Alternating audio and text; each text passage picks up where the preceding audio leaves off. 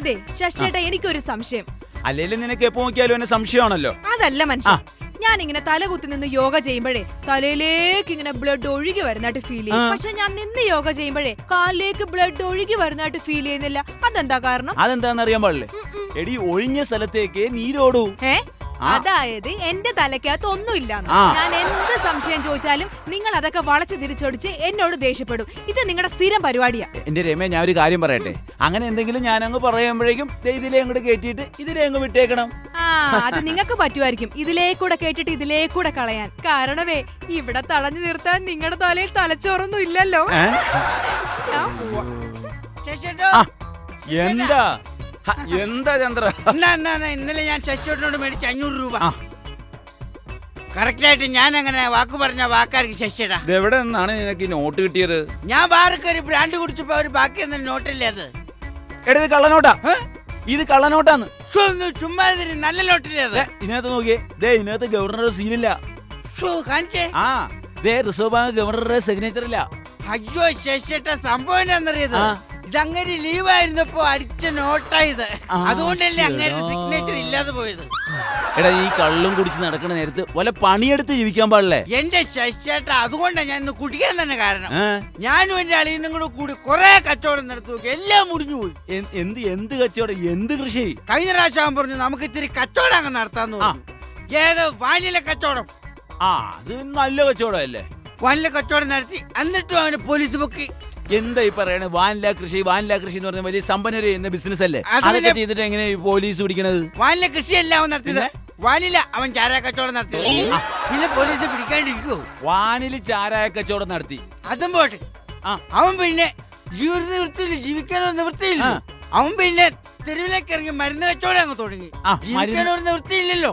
മരുന്ന് കച്ചവടം നല്ല കച്ചവടമല്ലേ ശശി? എന്നിട്ടും അവന് പോലീസ് പൊക്കി. ആ പോലീസ് തന്നെ വന്ന് പൊക്കി, അറിയോ ശശി? അത് പോലീസ് പിടിച്ചിരിക്കും. കാരണം ലൈസൻസ് ഇല്ലാതെ മരുന്ന് കച്ചവടം നടത്തിയാലേ പോലീസ് പിടിച്ചിരിക്കും. പിന്നെ മയക്കുമരുന്ന് കച്ചവടത്തിന് ആരാ ലൈസൻസ് തരുന്നത്? മയക്കുമരുന്ന് കച്ചവടത്തിന് അപ്പൊ പിന്നെ പോലീസ് പിടിക്കാതിരിക്കോ? പിന്നെ അതെല്ലാം പോട്ടെ. ശശിയേട്ടൻ തന്നെയല്ലേ എന്നും എന്നോട് പറഞ്ഞത് കൃഷി നടത്തുന്നത്? അതെ, ഞാൻ എന്റെ അളിയിലും കൂടി ഇതിനെപ്പറ്റി ഒരു ചർച്ച ഞാൻ വെച്ചു. അപ്പൊ അളിയൻ പറഞ്ഞു കൃഷി അങ്ങ് നടത്തിയേക്കാന്ന് പറഞ്ഞു. അവനെങ്ങാണെന്ന് കുറെ സ്ഥലമൊക്കെ കണ്ടുപിടിച്ച് കളച്ച് മറിച്ച് കൃഷി അങ്ങ് തുടങ്ങി.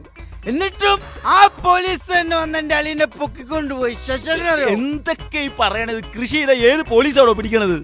ഇന്നത്തെ പോലീസ് നമ്മുടെ സർക്കാർ കൃഷിക്ക് യാതൊരു പ്രോത്സാഹനം തരുന്നില്ല. കൃഷി ചെയ്തിട്ട് എന്റെ അളിയനെ പോലീസ് പൊക്കി. എന്ത് കൃഷി? കഞ്ചാവ് കൃഷി. കഞ്ചാവ് കൃഷിയാണ് നടത്തിയത്, പിന്നെ പോലീസ് പിടിക്കാതിരിക്കോ? അതാ ഞാൻ പറഞ്ഞ, ഇന്നത്തെ സർക്കാരോ ഗവൺമെന്റോ കൃഷിക്ക് വേണ്ടി യാതൊരു പ്രോത്സാഹനവും ചെയ്യുന്നില്ല. ഇനി കൃഷിയുടെ കാര്യം ശശിയേട്ടനോട് മിണ്ടിപ്പോകല്ലോ കേട്ടോ. പ്രസിഡന്റ്, നമ്മള് കുഞ്ഞപ്പൻ ചേട്ടന്റെ വീട്ടിലെത്തിയിട്ടുണ്ട്.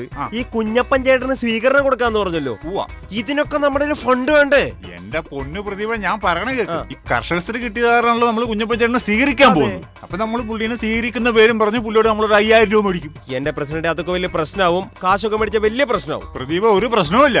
ഈ നാട്ടിൽ ആർക്ക് അവാർഡ് കിട്ടിക്കഴിഞ്ഞാലും അവർക്ക് സ്വീകരണം കൊടുക്കുന്നത് നാട്ടു നടപ്പാണ്. അപ്പൊ അതിന്റെ ഇടയ്ക്ക് അവരോട് ഒരു 10-15 നമ്മൾ മേടിക്കും. ആണോ? പിന്നെ അതിലൊരു പ്രശ്നമില്ല. എന്നാ പിന്നെ വിളിക്ക് കുഞ്ഞപ്പൻ ചേട്ടോ. ദേ, ഈ കുഞ്ഞപ്പൻ ചേട്ടന് കർഷകശ്രീ കിട്ടിയ പിന്നെ നമ്മുടെ ടൗണിലേക്കൊന്നും കാണുന്നില്ല. കുഞ്ഞപ്പൻ ചേട്ടോ, എന്ത് പറയണ്? നല്ല വിശേഷം. അല്ല, കൃഷിയൊക്കെ അങ്ങനെ പോണ്? കൃഷിയൊക്കെ നശിച്ചു പോകുന്നു. പിന്നെ ഞാൻ കൃഷിയിൽ നൂതനമായ സംഭവങ്ങൾ പരീക്ഷിച്ചുകൊണ്ടിരിക്കുന്നു. അതേതായാലും നല്ല കാര്യം.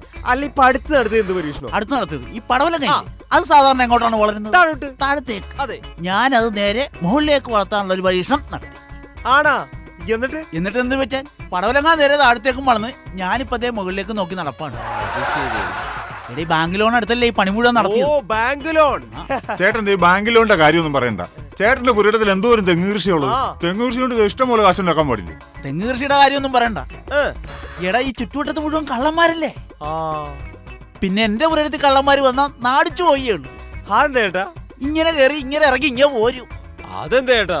എടാ, ഒറ്റത്തെങ്കിലും മണ്ടയില്ലല്ലോ. മണ്ടയില്ല. പിന്നെ മണ്ടയുള്ള തെങ്ങിനാണ് മണ്ടലി. ചേട്ടാ, മണ്ടലി അല്ല, മണ്ടലി. എടാ, അത് രോഗം. അത് നമ്മൾ മരുന്ന് കളിച്ച് നിയന്ത്രിച്ചില്ലേ. ഇതല്ല, മണ്ടലി. തെങ്ങിന്റെ മണ്ടയിൽ എലി കയറി വെള്ളക്കായും കരിക്കൊക്കെ കുത്തി തുളച്ച് താഴത്തേക്ക് ഇടും. എലി. എന്റെ പൊന്നു ചേട്ടാ, എലീനെ കൊല്ലാനായിട്ട് എന്തോരം മാർഗങ്ങളുണ്ട്. ഒരുപാട് മാർഗങ്ങളുണ്ട്. ഞാനും ഒരു നൂതന മാർഗം കണ്ടുപിടിച്ച് വെച്ചിട്ടുണ്ട്. എന്ത് മാർഗം? എന്ത് മാർഗം എന്നാ? എടാ, തെങ്ങിന്റെ തടിയില്ലേ, അതിൽ നല്ല വെളിച്ചെണ്ണ നല്ലെണ്ണ, ആ. പാമോയിൽ, ആ. അതുമല്ലെങ്കിൽ ഡാൽട്ട. ഇത് നല്ലവണ്ണം കുളിർക്കെ തടിയിലേക്ക് തേച്ച് പിടിപ്പിക്കും. എന്നിട്ട് ഇതിന്റെ താഴെ കരിങ്കല്ല്, മാർബിള്, ഗ്രാനൈറ്റ് ഇതുപോലുള്ള സംഭവങ്ങൾ പാകുക. ഇതെന്തിനായിട്ട് ഇതൊക്കെ എങ്ങനെ ചെയ്യണത്? പറഞ്ഞു വട്ടറ. ആ. ഇത് രാത്രി ആകുമ്പോ എലി പമ്മി പമ്മി പമ്മി വരും. എന്നിട്ട് തെങ്ങയിലൊക്കെ വലിഞ്ഞു കയറും. പകുതി എത്തുമ്പോ ഈ വെളിച്ചെണ്ണൊക്കെ പെട്ടിയൊക്കെ ആണല്ലോ, തെന്നി പ്ലക്കോ പ്ലിക്കോ പ്ലിക്കോ എന്ന് പറഞ്ഞ് താഴത്തേക്ക് വീഴും. ഈ ഗ്രാനൈറ്റ് തലയടിച്ച് അവിടെ കണഞ്ഞ് ചത്തുവോ. എലി തെന്നി വീഴുന്നുണ്ടോ? പ്ലക്കോ ബ്ലിക്കോ ബ്ലക്കോ എന്നൊക്കെ. നിനക്ക് സംശയം ഉണ്ടോ? വേണേ തറയിച്ച് എണ്ണൊഴിച്ചു തരാം. പ്ലക്കോ എന്നും പറഞ്ഞ് വീണ് തലയടിച്ച് മരിക്കണ കാണാം. പക്ഷെ എന്തൊക്കെയായാലും ചേട്ടന്റെ കപ്പ കൃഷി ലാഭത്തിലായിരിക്കും. ആ, കപ്പ കൃഷി നല്ല ലാഭമായിരുന്നു. ചേട്ടനല്ലേ? എനിക്കല്ലടാ, എലിക്ക്. എലിക്കാ?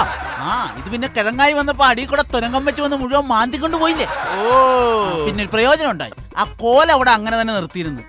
എന്നിട്ട് പിറ്റേ വർഷം തണ്ട് തിരക്ക് നടക്കേണ്ടി വന്നില്ല. അത് തന്നെ വെട്ടി കണ്ടിച്ച് അങ്ങോട്ട് ഇട്ട്. അത് കൊള്ളാം. അങ്ങനെ പിന്നെ ചേട്ടാ, നെൽകൃഷി ചേട്ടന് എല്ലാ വർഷവും നല്ല ലാഭമായി. ഈ പ്രാവശ്യം നെൽകൃഷി എങ്ങനെ ഉണ്ടായിരുന്നു? മുഴുവൻ കളകറി നശിച്ചു പോയില്ലേ. കംപ്ലീറ്റ് കളകറി നശിച്ചു പോയി. പല മരുന്നൊക്കെ അടിച്ചു നോക്കി, രക്ഷയില്ല. അവസാനം ഒരുത്തൻ എന്നോട് പറഞ്ഞ് ഈ കരുനാക്ക് ഉള്ള ആൾക്കാരില്ലേ, അവരെ കൊണ്ട് കണ്ണു വെപ്പിച്ചാൽ മതി. അപ്പൊ കളയാൻ നശിച്ചു, കംപ്ലീറ്റ് നശിച്ചു പോകും. എന്നിട്ട് ആരെ വിളിച്ച്? നമ്മുടെ സോണിന്റെ മണ്ണില്ലേ, ആ തെക്കേതിലാ. എന്റെ ദൈവമേ, സുരേഷ. ആ, അവൻ എന്ത് പറഞ്ഞാലും അതുപോലെ സംഭവിക്കും. അതുപോലെ സംഭവിക്കും. അവൻ കഴിഞ്ഞ ദിവസം ഇവിടെ വന്നിട്ട് പറഞ്ഞു, ചേട്ടാ അടിപൊളിയായിട്ട് ബൾബ് കത്തുണ്ടല്ലോ എന്ന് പറഞ്ഞു. ടീം പോയി. അത് പോയി. അപ്പൊ തന്നെ ഞാൻ തീരുമാനിച്ചു ഇവനെ കൊണ്ട് തന്നെ പറയിപ്പിക്കാം. എന്നിട്ട് കൊണ്ടുവന്നോ? ഞാൻ നേരെ അവന് കാപ്പിയൊക്കെ മേടിച്ചു കൊടുത്ത് നേരെ പാടത്തിന്റെ സൈഡിൽ കൊണ്ട് നിർത്തി. എന്റെ ഭാഗ്യത്തിന് പാടം കണ്ടപ്പോഴേ അവൻ പറഞ്ഞു കേട്ടോ, ചേട്ടാ കംപ്ലീറ്റ് കളയാണല്ലോ. അപ്പൊ കള പോയിണ്ടാവും, കള നശിച്ചിണ്ടാവും എന്നാ ഞാനും കരുതിയത്. സന്തോഷിച്ചു നിന്നപ്പോഴാണ് അവന്റെ അടുത്ത ഡയലോഗ്, എന്ത് പറഞ്ഞു? ചേട്ടാ ഈ കളയുടെ ഇടയിൽ നിൽക്കുന്ന കതിരുണ്ടല്ല, അതാണ് കതിരെന്ന്. പിന്നെ ഞാൻ നോക്കുമ്പോ കാണാൻ എന്നാന്നറിയാമോ, കളയേതാ കതിരേതാ പാടവേതാന്ന് ഒരു പിടിത്തോ ഇല്ല. കംപ്ലീറ്റ് കരിഞ്ഞുണങ്ങി നശിച്ച് നാശകരണം. പിന്നെ ഈ കൊല്ലം കിട്ടിയ ലാഭം എന്ന് പറഞ്ഞാൽ കശുവണ്ടി വിറ്റ് കുറച്ച് കാശ് കിട്ടി. അതിന് ചേട്ടന്റെ പറമ്പിൽ കശുവണ്ടി ഇല്ലല്ലോ. എന്റെ പറമ്പിലില്ല, പക്ഷെ അപ്പുറത്തെ പറമ്പിലൊക്കെ കശുവണ്ടി കൃഷി ഉണ്ടല്ലോ. അങ്ങനെ ഒരു ലാഭം. നീ പറ. എടാ തമ്മി പറയാതെ ഇങ്ങോട്ട് പറയണം. അതല്ല ചേട്ടാ, ചേട്ടന് ഞങ്ങളുടെ ക്ലബ് ഒരു സ്വീകരണം തരാന്ന് വെച്ചിട്ടുണ്ട്.